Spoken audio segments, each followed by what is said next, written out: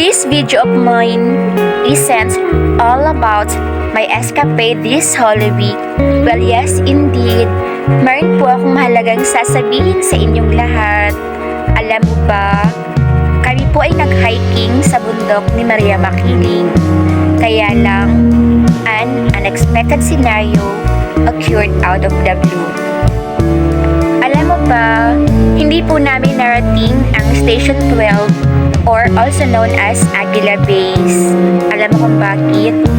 Ako po kasi ay nahilo, as in nanikip po talaga ng sobra ang dibdib ko. Hindi ako makahinga. On the other hand, God is our mighty refuge. Why? There was a policeman who approached us. He said these words. Meron po ba kayong nakitang babaeng nakahandusay sa kalsada? O di ba, saktong-sakto naman po talaga na hindi maganda ang pakiramdam ko. Hindi ko na kayang maglakad, paakyat, or pababa. Isinakay po kami sa motorcycle niya upang ma-check po ang aking blood pressure. Lastly, sinakay po kami sasakyan pababa ng bundok ni Maria Makiling. O di ba, napakagaling talaga ng timing ni Lord. He knows everything.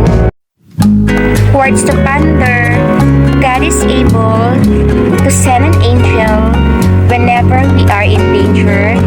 God is able to rescue us in the midst of trials.